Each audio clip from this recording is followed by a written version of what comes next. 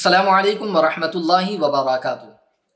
الحمدللہ رب العالمین والعاقبۃ للمتقین والصلاة والسلام علی سید الانبیاء والمرسلین اما بعد فاعوذ باللہ من الشیطان الرجیم بسم اللہ الرحمن الرحیم۔ لقد کان لکم فی رسول اللہ اسوۃ حسنہ صدق اللہ العظیم۔ الصلاة والسلام علیک یا رسول اللہ وعلی آلک واصحابک یا حبیب اللہ صلی اللہ تعالی علیہ وسلم۔ ناظرین محترم، آج کا ہمارا درس نمبر 6 ایپیسوڈ نمبر 53۔ گزشتہ ایپیسوڈ میں آپ نے بہت ہی اہم باتیں سونے کے حوالے سے سماعت کی تھی کہ کس طریقے سے سونا چاہیے اور اس کا طریقہ کیا ہے۔ آج انشاءاللہ العظیم سونے سے پہلے کی دعا اور بیدار ہونے کے بعد کی دعا انشاءاللہ آج سماعت کریں گے، اور آپ اسے یاد بھی کر لیں، اپنے بچوں کو بھی یاد کرائیں، گھر والوں کو بھی یاد کرائیں، تاکہ ہر کوئی اس دعا کو پڑھ کر سوئیں، اور بیدار ہونے کے بعد کی جو دعا ہے اس دعا کو پڑھ لے بیدار ہونے کے بعد، تو انشاءاللہ اس کی بھی برکتوں سے ہر کوئی مالا مال ہوگا۔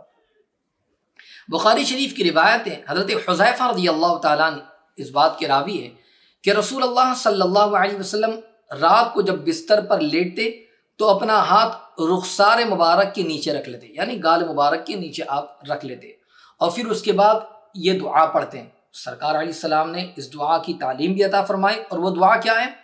اللہم بسمک اموت و احیا۔ آپ اس کو دوہرا بھی لیں تاکہ آپ کو بھی یاد ہو جائے۔ اللہم بسمک اموت و احیا۔ ایک مرتبہ اور ہم پڑھ لیتے ہیں، اللہم بسمک اموت و احیا۔ یہ دعا سوتے وقت پڑھی جائے گی۔ اس کا جو ہے ترجمہ یہ ہے، اے اللہ میں تیرے نام سے جیتا اور مرتا ہوں، سبحان اللہ۔ اور جب بیدار ہوتے تو پھر جو دعا کی تعلیم ہمیں عطا فرمائی وہ دعا کیا ہے؟ الحمدللہ الذی احیانا بعدما اماتنا والیہ النشور۔ جب بھی بیدار ہو اس دعا کو پڑھ لیں۔ پھر سے پڑھ لیتے ہیں، الحمدللہ الذی احیانا بعدما اماتنا والیہ النشور۔ ایک مرتبہ اور پڑھ لیتے ہیں، الحمدللہ الذی احیانا بعدما اماتنا والیہ النشور۔ اس دعا کا ترجمہ تمام تعریف اللہ تعالیٰ کے لیے جس نے ہمیں مارنے کے بعد زندہ کیا اور اسی کی جانب پلٹنا ہے۔ تو گویا کہ سوتے وقت کی دعا اور سونے کے بعد جب ہم بیدار ہو، اب بیدار ہونے کی دعا ہم نے دونوں سماعت کی، اور انشاءاللہ آپ اسے یاد بھی کر لیں گے، اس کا ترجمہ بھی آپ نے سماعت کر لیا۔ یقیناً ایک مومن کامل کی زندگی اور اس کی موت اللہ کے نام پر ہونی چاہیے۔ زندگی کا ہر لمحہ اللہ تعالیٰ کی رضا جوئی کے لیے گزرنا چاہیے۔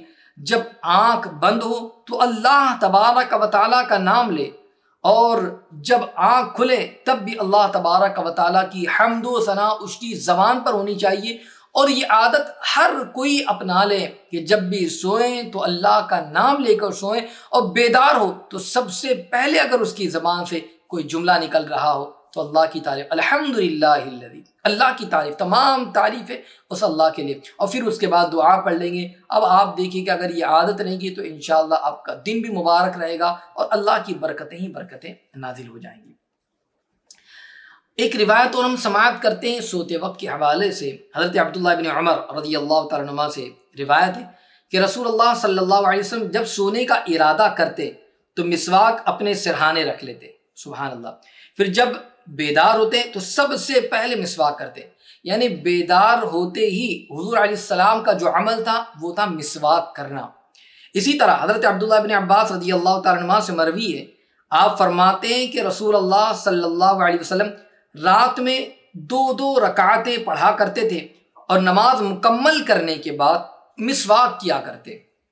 تو دونوں طریقے آپ نے سماعت کیے کہ حضور علیہ السلام رات میں 2 رکعتیں پڑھا کرتے، یعنی صلاۃ اللیل، اور اسی کے ساتھ ساتھ میں جب بھی آپ بیدار ہوتے تو سب سے پہلے دعا پڑھتے، اور آپ کا عمل تھا کہ مسواک قریب میں ہوتا آپ مسواک فرمایا کرتے۔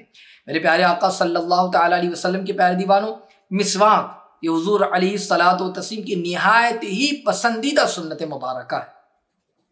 آپ خود ارشاد فرماتے ہیں جس کا مفہوم ہے کہ اگر مجھے اپنی امت کے مشقت میں پڑ جانے کا اندیشہ نہ ہوتا تو میں انہیں ہر وضو کے وقت مسواک کرنے کا حکم دیتا۔ اس سے آپ مسواک کی اہمیت کا اندازہ لگائیے۔ اس روایت سے یعنی جو آپ نے روایتیں سماعت کیے، دونوں روایتوں سے میں پتہ چلا کہ حضور صلی اللہ علیہ وسلم بیدار ہوتے ہی سب سے پہلے مسواک کیا کرتے تھے۔ اس لیے ہمیں بھی چاہیے کہ ہم اس عظیم سنت کا التزام کریں کہ جہاں یہ ہمارے لیے ثواب کا باعث ہے، وہیں اس میں ہمارے لیے منہ کی صفائی بھی ہے۔ اب آپ دیکھیے، سنت پر عمل کرنے پر آپ نے اس سے پہلے بھی سماعت کیا، دنیاوی فوائد تو حاصل ہوں گے، دینی فوائد بھی حاصل ہوں گے۔ ایک تو یہ کہ سنت پر عمل کریں گے، آقا علیہ السلام کے طریقے پر عمل کرنے کا فائدہ اور ثواب بھی ملے گا، اور دوسری چیز یہ کہ منہ کی صفائی، آپ دیکھیں یہ ہماری جسمانی طور پر بھی ضروری ہے۔ اور اس کا فائدہ ایک یہ بھی ہے کہ صبح کے وقت میں جب بیدار ہوتے ہیں تو صبح بیدار ہوتے وقت ایک لمبے وقفے تک منہ میں کچھ حرکت نہیں ہوتی، اور منہ میں کچھ حرکت نہ ہونے کی وجہ سے دانتوں اور مسوڑوں پر میل جم جاتا ہے۔ مسواک جو ہے جب بندہ اٹھتے ہی کرے گا تو اس سے اس کے اچھی طریقے سے منہ کی صفائی ہو جائے گی، دانتوں کی صفائی ہو جائے گی، مسوڑوں کی صفائی ہو جائے گی، اور جو میل بہت دیر تک منہ پر حرکت نہ ہونے کی وجہ سے وہ میل جو جم گیا ہے وہ میل پیٹ میں نہیں پہنچنے پائے گا، بلکہ وہ مسواک کرنے کی وجہ سے منہ کی صفائی ہو جائے گی، وہ باہر نکل جائے گا، جس کی وجہ سے انسان بہت ساری بیماریوں سے بھی بچ جائے گا اور اسے نجات مل جائے گی۔ آپ دیکھتے ہیں کہ بہت سارے لوگ بیماری کی شکایت کرتے، اس ایک سنت کی وجہ سے بہت ساری بیماریوں سے ہم بچ سکتے ہیں۔